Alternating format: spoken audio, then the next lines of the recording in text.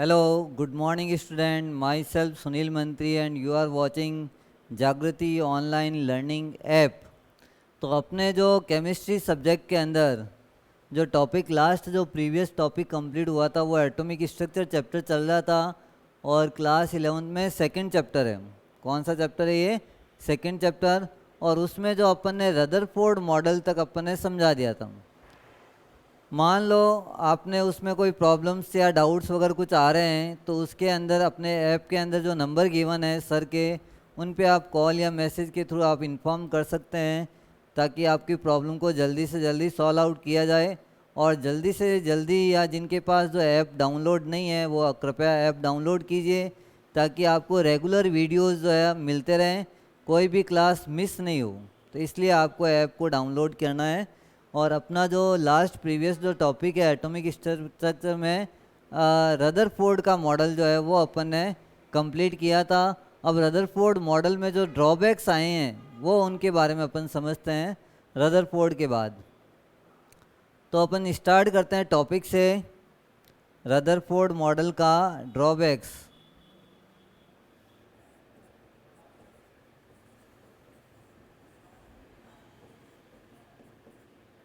Drawback of Rutherford.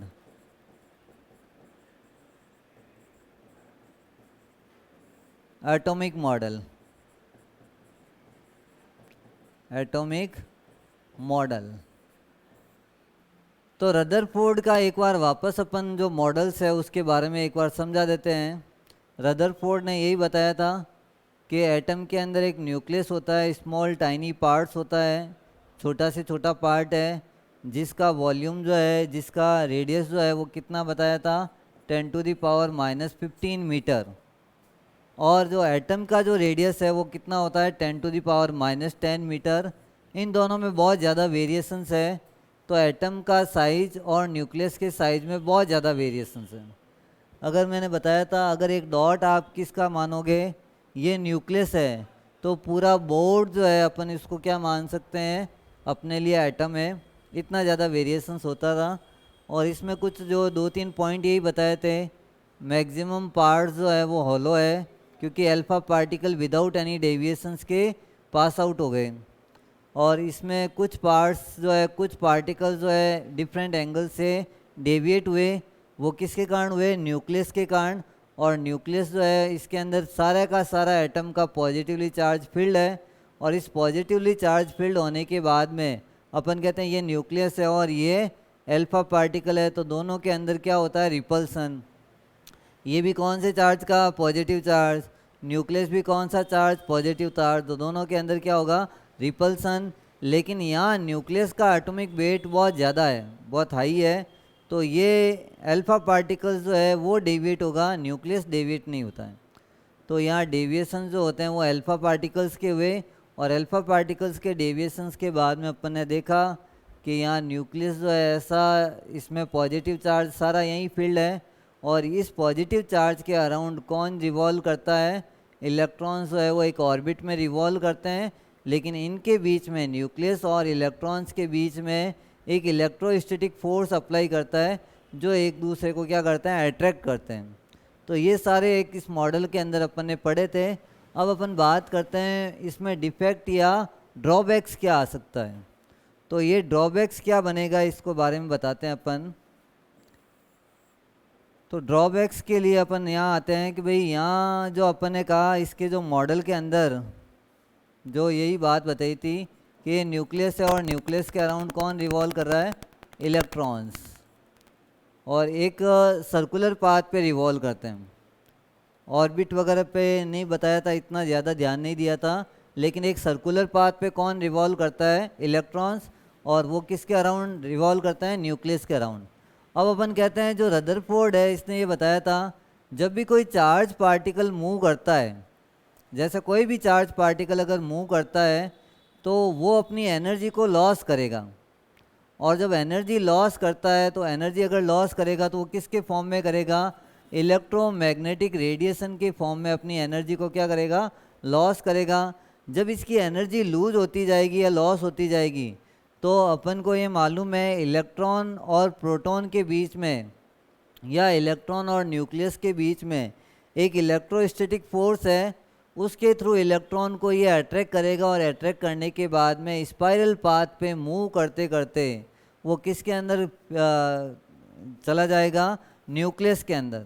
तो इसके base पे तो यही होना चाहिए, जब चार्ज पार्टिकल अगर मूव करता है और अपनी रेडिएशंस किसके फॉर्म में रिमूव करता है, इलेक्ट्रोमैग्नेटिक रेडिएशंस के फॉर्म में रिमूव करता है। तो जब चार्ज पार्टिकल अपनी एनर्जी लूज करता जाएगा तो इसका जो पाथ है वो सर्कुलर नहीं होके कौन सा पाथ होता जाएगा, ये स्पाइरल। और स्पाइरल पाथ पे अगर कोई इलेक्ट्रॉन मूव करता है, अपनी एनर्जी को लूज करता है, तो वो किसके अंदर चला जाएगा, यहाँ न्यूक्लियस के अंदर। इस जो थ्योरी को या इस जो ड्रॉबैक्स को किसने नहीं एक्सप्लेन किया, ये अपना रदरफोर्ड ने एक्सप्लेन नहीं किया। तो रदरफोर्ड की जो ये फर्स्ट ड्रॉबैक है जिसको अपन ने समझा है यहाँ पे, इस के थ्रू ये यहाँ गिर जाएगा और इसके बाद में ये कहाँ चला जाएगा, न्यूक्लियस के अंदर। अगर न्यूक्लियस कोलैप्स हो गया तो फिर एटम की स्टेबिलिटी भी क्या हो जाएगी, फिनिश। तो एटम ही नहीं रहेगा तो फिर अपन किसके बारे में स्टडी करेंगे। तो ये जो एक्सपेरिमेंट है इसमें ये चीज़ जो है मेन ड्रॉबैक्स था इसका, तो अपन इसको लिखवा देते हैं। कैसे लिखना है, लैंग्वेज के अंदर। तो यहाँ इसकी लैंग्वेज बनाते हैं। Due to the Rutherford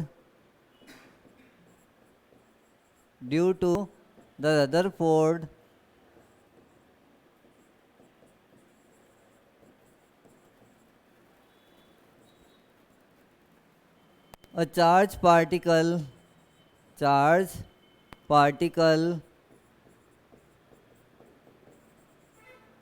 move around the nucleus,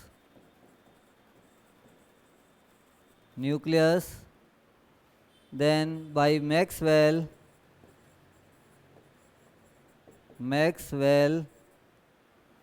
if a charge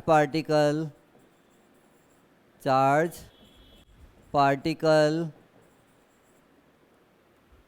move,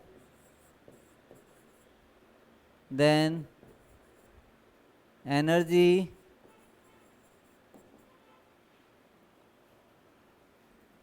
is released by electromagnetic radiation. Energy released or loosed by electromagnetic radiations due to loss of energy,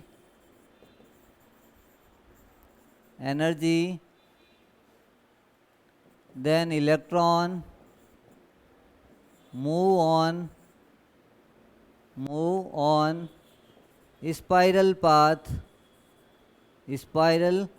path around the nucleus,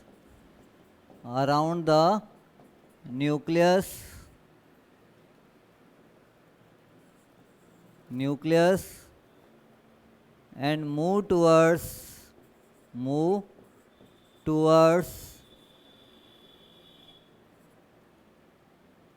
nucleus. Then it is collapse.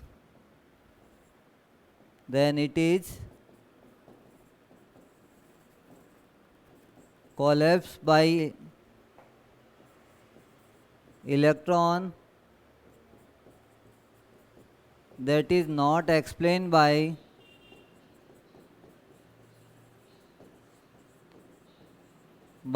Rutherford.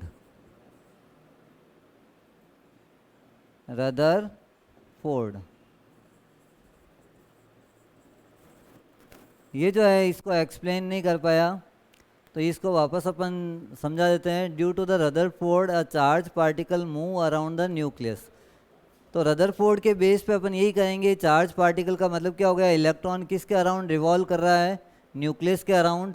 और जब ये electron nucleus के around एक revolve करता है, then Maxwell ने ये explain किया अपन को। Then by the Maxwell, if a charged particle move, then the energy is released or loosed by the electromagnetic radiations, and due to the loss of energy then the electron move on spiral path around the nucleus and move towards the nucleus and it cannot be explained by the Rutherford. जब अपन कहते हैं कोई charge particle अगर ये move करेगा और अपनी energy lose करेगा तो लूज करते करते एनर्जी जो है वो किसके फॉर्म में एनर्जी को लूज करता है, इलेक्ट्रोमैग्नेटिक रेडिएशंस. अब ये जब एनर्जी अगर किसी की लूज हो जाती है तो वो कहाँ पे जाके अट्रैक्ट होगा, ये न्यूक्लियस की टूवर्ड्स जाएगा और न्यूक्लियस कौन से चार्ज का है, पॉजिटिव, और यहाँ मूविंग इलेक्ट्रॉन जो है वो कौन से चार्ज का है, negative.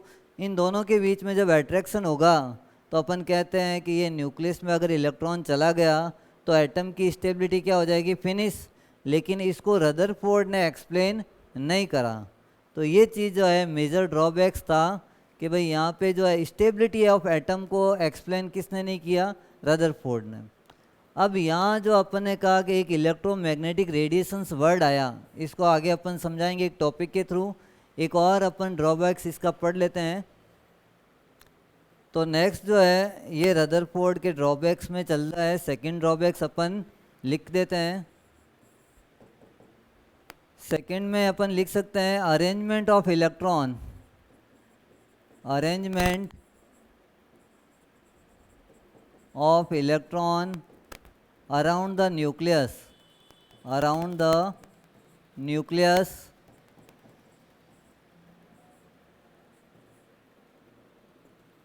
around the nucleus cannot be explained by Rutherford, explained by Rutherford. Rutherford. अब यहाँ न्यूक्लियस के अराउंड जो फिक्स सर्कुलर पाथ होता है और फिक्स सर्कुलर पाथ पे जो इलेक्ट्रॉन्स है उनका अरेंजमेंट कैसे रहेगा. अब इस अरेंजमेंट को किसने नहीं एक्सप्लेन किया, रदरफोर्ड ने. और एक तीसरा जो ड्रॉबैक्स है, third drawbacks, Rutherford it cannot be, can't be explain spectrum of atom. Atom का जो स्पेक्ट्रम हो, स्पेक्ट्रम जैसे आता है उसको भी किसने एक्सप्लेन नहीं किया, रदरफोर्ड ने. तो ये सारे जो ड्रॉबैक्स है रदरफोर्ड मॉडल के हैं. और रदरफोर्ड मॉडल में जो मेजर ड्रॉबैक्स था वो स्पाइरल पाथ वाला है, जिसमें अपन कहते हैं स्पाइरल पाथ पे मूव करते करते इलेक्ट्रॉन जो है वो किसके अंदर एंटर कर जाएगा, न्यूक्लियस के अंदर. उसको एक्सप्लेन नहीं किया. सेकंड जो है arrangement of electron around the nucleus, उसको भी किसने एक्सप्लेन नहीं किया, रदरफोर्ड ने. और थर्ड पॉइंट ये है कि यहाँ जो इनका जो स्पेक्ट्रम बनता है, हर एक एटम का अलग अलग स्पेक्ट्रम बनता है, उन स्पेक्ट्रम के बारे में किसने नहीं एक्सप्लेन किया, रदरफोर्ड ने. जो स्पेक्ट्रम आगे आएगा, एक टॉपिक अपना स्पेक्ट्रम पूरा एक टॉपिक है इस चैप्टर के अंदर, उसको वहाँ समझाएंगे कि भाई स्पेक्ट्रम होता क्या है, कैसे बनता है और इसमें स्पेक्ट्रम किस किस टाइप के होते हैं. वो सारी चीज़ें अपने नेक्स्ट टॉपिक में अपन बताएंगे. सबसे पहले इसके बाद में जो नया टॉपिक ऐड हो रहा है वो है इलेक्ट्रोमैग्नेटिक रेडिएशंस क्या होता है, तो वो उसके बारे में अपन बताते हैं. और इलेक्ट्रोमैग्नेटिक रेडिएशंस के जो नेचर है उसके बारे में अपन बताते हैं. देखो सबसे पहले टॉपिक स्टार्ट करते हैं EMR. अब EMR का जो पूरा जो नाम है, पहले बताते हैं EMR का पूरा नाम क्या है. E का मतलब क्या हो गया, इलेक्ट्रो. M का मतलब क्या हो गया, मैग्नेटिक, और R का मतलब यहाँ पे क्या है, रेडिएशन. तो ये वर्ड आपने सुना हुआ है रेडिएशन कहीं कहीं पे कि मोबाइल टावर का रेडिएशन आ रहा है ज़्यादा, या कहीं पे भी ये रेडिएशन ज़्यादा है. तो जो रेडिएशंस है वो रेडिएशंस को ही यहाँ नाम दे दिया इलेक्ट्रोमैग्नेटिक रेडिएशन. तो ये रेडिएशंस है, रेडिएशंस के बारे में अपन बताएंगे अभी. इलेक्ट्रोमैग्नेटिक रेडिएशंस में दो वर्ड शामिल है, दो वर्ड से मिलके बना ये रेडिएशंस. यहाँ एक वर्ड आ रहा है इलेक्ट्रो और दूसरा वर्ड क्या आ रहा है, मैग्नेटिक. मतलब इलेक्ट्रो और मैग्नेटिक दोनों को मिला के ये रेडिएशंस अपन ने बनाया, इलेक्ट्रोमैग्नेटिक रेडिएशंस. अब यहाँ इलेक्ट्रोमैग्नेटिक रेडिएशंस को पढ़ने के पहले अपन बताएंगे कोई भी जो इलेक्ट्रोमैग्नेटिक रेडिएशंस के dual characters. Dual character word का मतलब क्या होता है? Dual nature. तो इसमें इलेक्ट्रोमैग्नेटिक रेडिएशंस का डुअल नेचर है, और डुअल नेचर में कौन कौन सा नेचर होता है? एक तो वेव नेचर, और एक कौन सा नेचर होता है? Particle nature. तो वेव नेचर और पार्टिकल नेचर अलग अलग नेचर है, और इसके बारे में अपन बताएंगे। सबसे पहले जो मैक्सवेल है उसने कौन से नेचर के बारे में अपन को एक्सप्लेन किया है? Wave nature of electromagnetic radiations. और EMR का पूरा नाम आपको बता ही दिया है। EMR क्या होता है? E का मतलब इलेक्ट्रो, M का मतलब मैग्नेटिक, और R का मतलब क्या हो गया? रेडिएशंस। और इलेक्ट्रोमैग्नेटिक रेडिएशंस के डुअल कैरेक्टर या डुअल नेचर होता है। डुअल नेचर का मतलब उसके अंदर दो नेचर है, और दो नेचर में कौन कौन सा नेचर अवेलेबल है इनके पास? एक तो वेव नेचर, और सेकंड कौन सा है? Particle nature. तो ये वर्ड आपने पहले सुने में वेव और पार्टिकल वर्ड सुना हुआ है, लेकिन इसको अपन ज़्यादा एक्सप्लेन कर पाएंगे इस टॉपिक के अंदर, wave nature of electromagnetic radiations. तो यहाँ वेव नेचर जो है, इसके नेचर के बारे में जो साइंटिस्ट ने बताया, उस साइंटिस्ट का नाम क्या है? मैक्सवेल। और मैक्सवेल ने यही बताया था, जब कोई चार्ज पार्टिकल अगर मूव करेगा, कौन सा? Charge particle. चार्ज पार्टिकल का मतलब चाहे इलेक्ट्रॉन हो, प्रोटॉन हो, या कुछ भी हो, जब कोई चार्ज पार्टिकल मूव करेगा तो there are two types of field are developed. कौन कौन से फील्ड डेवलप हो सकते हैं? तो यहाँ अपन इसमें एक डायग्राम बताएंगे ताकि ये समझ में आए। तो सबसे पहले जो टॉपिक स्टार्ट कर रहे हैं वो कौन सा है? Electromagnetic radiations. तो जब भी कोई चार्ज पार्टिकल लाइक इलेक्ट्रॉन, और न्यूक्लियस के अराउंड कौन रिवॉल्व करता था? इलेक्ट्रॉन ही। तो अपन इलेक्ट्रॉन को ही ले लेते हैं। जब कोई चार्ज पार्टिकल अगर मूव करता है इस डायरेक्शन में, तो इनके परपेंडिकुलर दो टाइप के फील्ड डेवलप होते हैं, जिसमें से दो फील्ड का नाम कौन कौन से फील्ड हैं? एक तो इलेक्ट्रिक फील्ड, इलेक्ट्रिक फील्ड, और दूसरा जो फील्ड है वो कौन सा है? Magnetic field, magnetic field. तो कोई भी चार्ज पार्टिकल, जरूरी नहीं है हर बार आपको इलेक्ट्रॉन ही याद रखना है। इलेक्ट्रॉन की जगह कोई भी चार्ज पार्टिकल जब मूव करेगा तो इनके परपेंडिकुलर दो फील्ड डेवलप होंगे। ऊपर वाला जो है, ये ऊपर नीचे जो है, उसको अपन क्या मान लेते हैं? Electric field.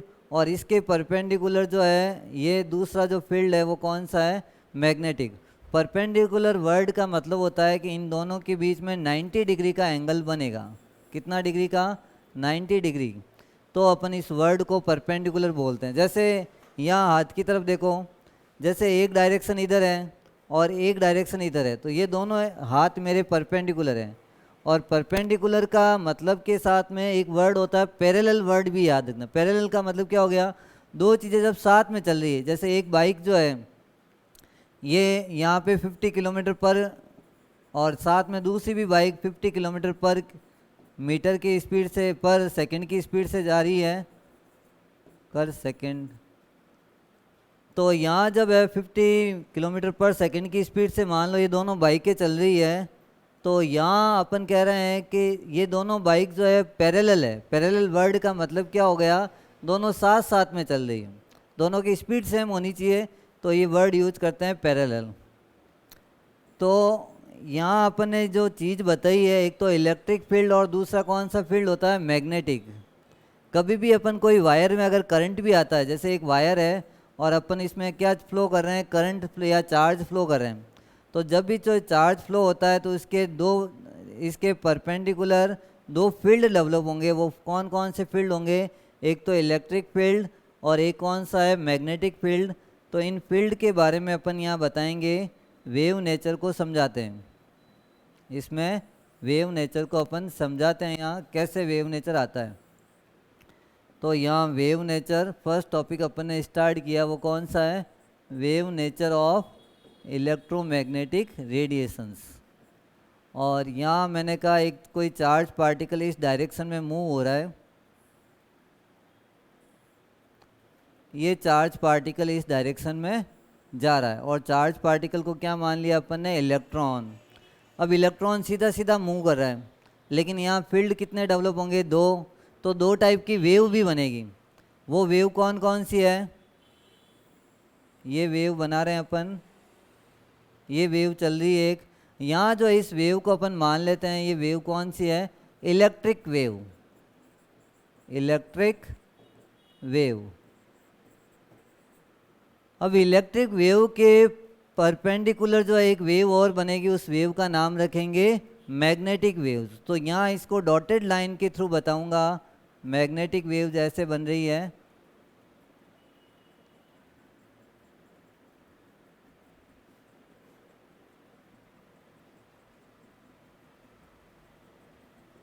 ये एक और वेव बनी है, और इस वेव का नाम क्या रखेंगे, यहाँ पे डॉटेड लाइन से रिप्रेजेंट किया मैंने, मैग्नेटिक वेव, मैग्नेटिक वेव।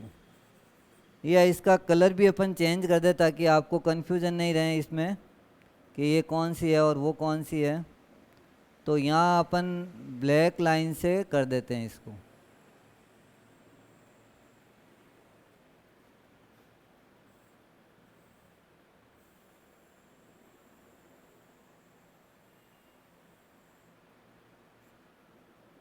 अब ये जो वेव्स बन रही है ये एक दूसरे के क्या है, परपेंडिकुलर है और पैरेलल भी है। परपेंडिकुलर वर्ड का मतलब इन दोनों वेव्स के बीच में एंगल कितना बन रहा है, 90।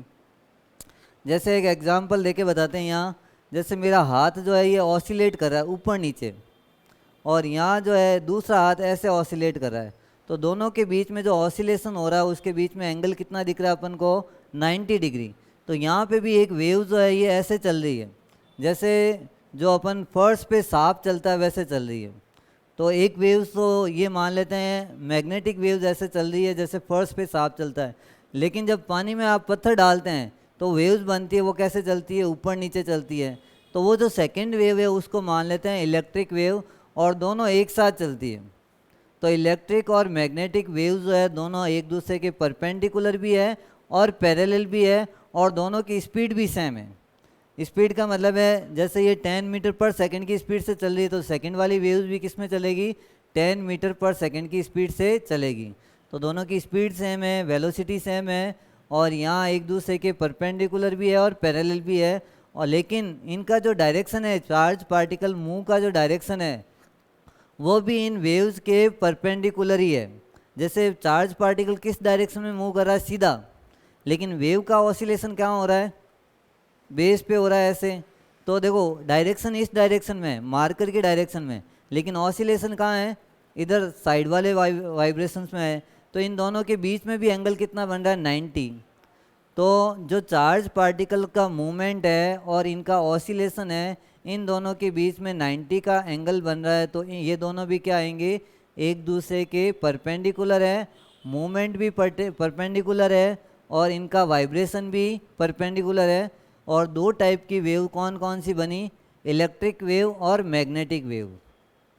तो ये अपन ने इलेक्ट्रोमैग्नेटिक वेव्स का एक डायग्राम बनाया है ताकि आपको ये समझ में आए इलेक्ट्रोमैग्नेटिक वेव्स बनती कैसे है और इलेक्ट्रोमैग्नेटिक वेव का ऑसिलेशन कैसे होता है, इनका डायरेक्शन कैसे होता है, ये चीज़ अपन ने यहाँ बताई। तो डायरेक्शन तो इस डायरेक्शन में, लेकिन ऑसिलेशन ऊपर नीचे हो रहा है या साइड में हो रहा है, तो दोनों में 90 डिग्री का एंगल बन रहा है। यहाँ ये चीज़ अपन ने समझाई।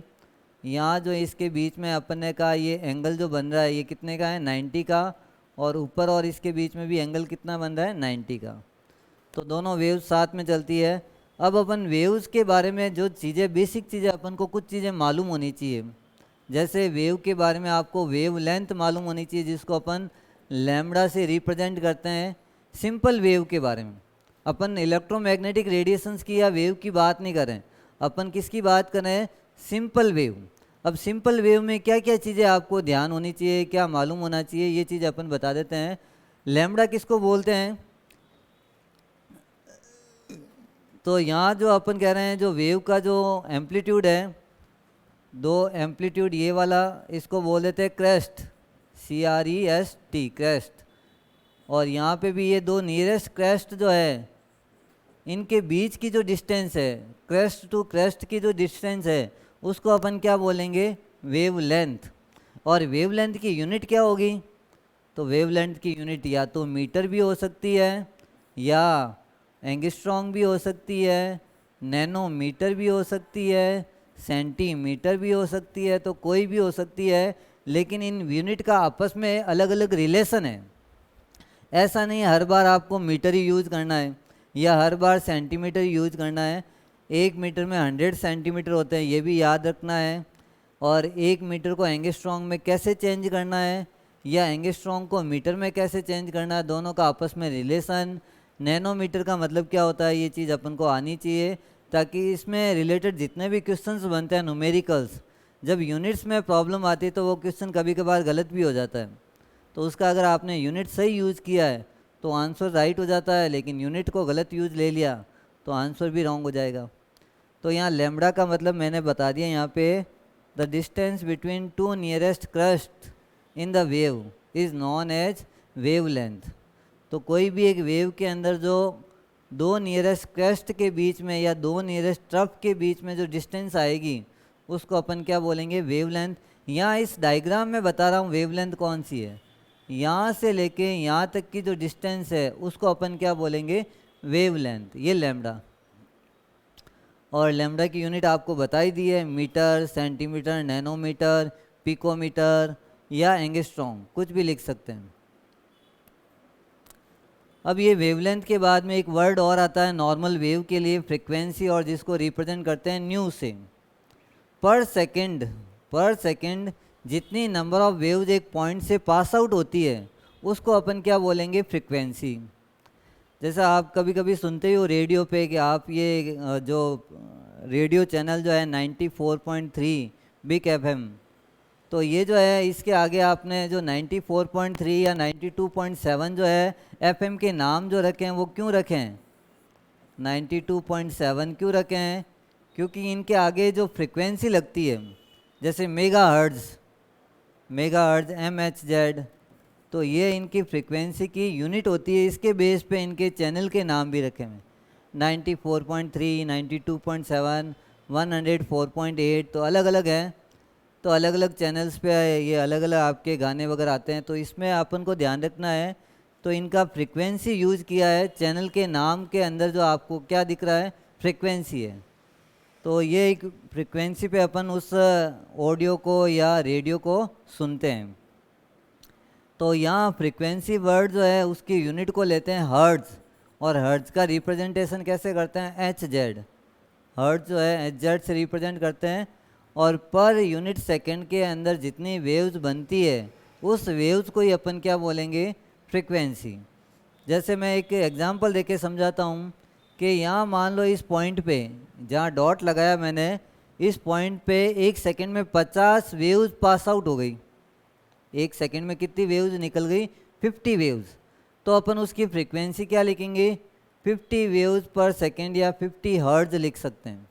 और हर्ट्ज़ किसकी यूनिट होती है, फ्रिक्वेंसी की।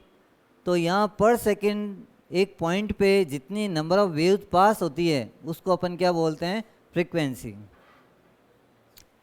और एक वर्ड आपने और सुना होगा, वेलोसिटी ऑफ लाइट।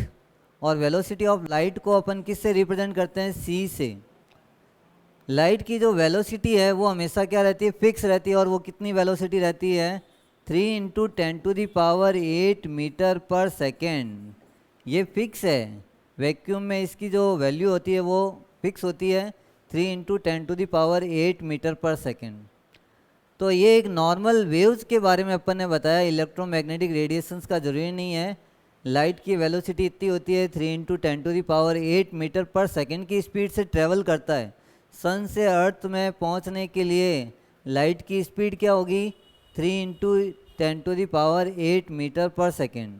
और न्यू को मैंने क्या बोला, फ्रिक्वेंसी, और लैम्बडा क्या है यहाँ पे, वेवलेंथ। और इनकी डेफिनेशंस अपन ने बताया। एक और चीज़ मेरे को बतानी है जो इसमें वेव नंबर अपना काम आएगा, आगे भी ये फॉर्मूला पूछ सकते हैं। तो वेव नंबर को अपन जो रिप्रेजेंटेशन करेंगे न्यू बार से, और इसका फॉर्मूला क्या होता है, 1/λ। पर यूनिट लेंथ के अंदर जो नंबर ऑफ वेव्स होगी उसी को अपन क्या बोलते हैं, वेव नंबर। जैसे मैंने कहा 1 मीटर के अंदर यहाँ से यहाँ तक की डिस्टेंस कितनी मीटर मान ली, 1 मीटर। और 1 मीटर के अंदर 50 वेव्स आ रही है, तो अपन उसको न्यू बार की वैल्यू जो हो जाएगी वो कितनी हो जाएगी, 50 वेव्स इन 1 मीटर। तो न्यू बार की जो वैल्यू आएगी वो कितनी आएगी, 50 वेव्स। तो पर यूनिट लेंथ के अंदर जो नंबर ऑफ वेव्स होती है उसी को अपन क्या बोलते हैं यहाँ पे, वेव नंबर। तो ये 3-4 फॉर्मूले मैंने बताए, नाम बताए, इसमें कोई कन्फ्यूजन आगे नहीं होना चाहिए। वापस सुना देते हैं अपन।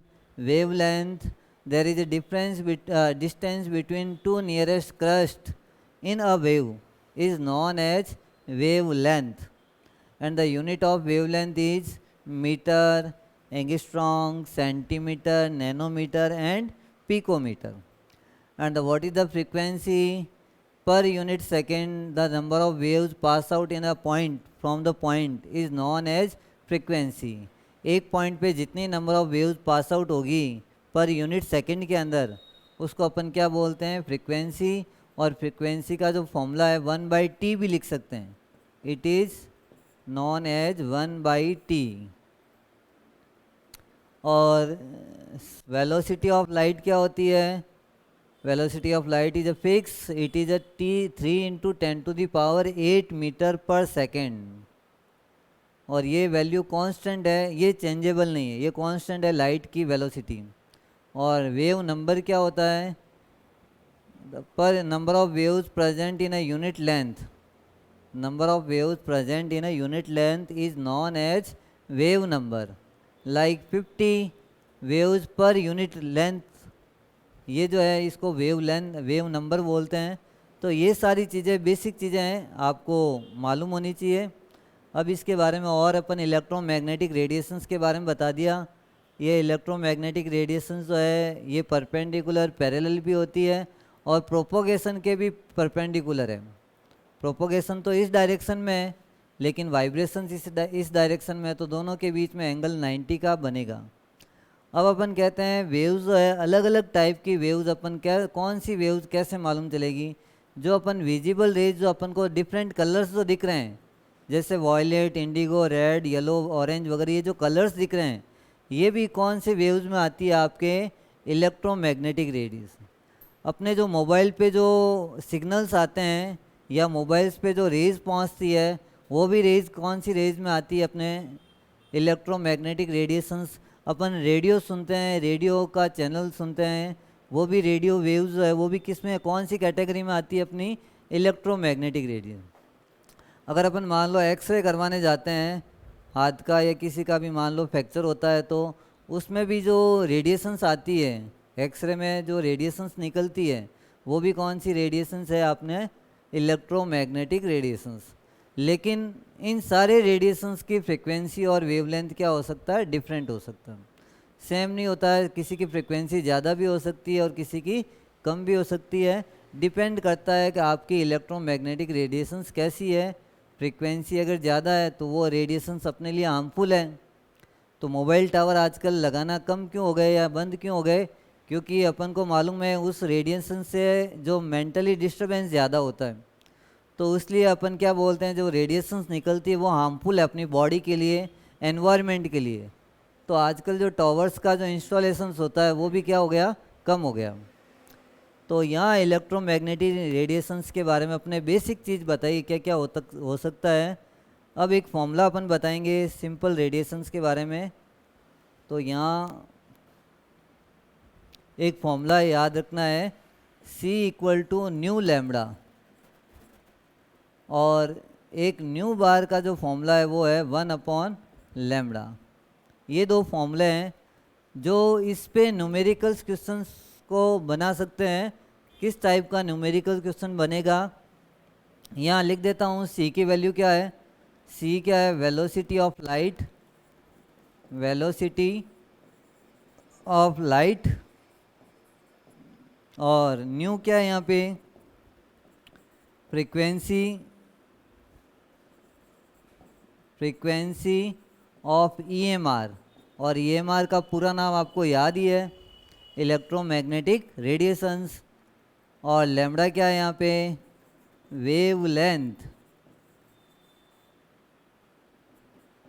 जनरली ये मीटर में यूज करना आपको न्यूमेरिकल्स के लिए सॉल्व करने के लिए।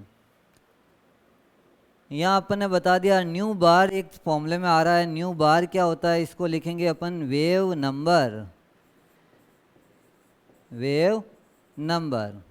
तो ये सारे नाम आपको मालूम होने चाहिए, इनकी डेफिनेशंस और इससे रिलेटेड जो क्वेश्चंस है वो किस टाइप के क्वेश्चन इस पे बनेंगे, वो सारी चीज़ें अपन एक सिंपल क्वेश्चंस अपन करवाएंगे इस फॉर्मूले के ऊपर, ताकि आपको मालूम चले फॉर्मूला कैसे अप्लाई करना है, कैसे इसका सॉल्यूशन करना है। तो यहाँ आपको एक क्वेश्चन गिवन है, कैलकुलेट द फ्रीक्वेंसी ऑफ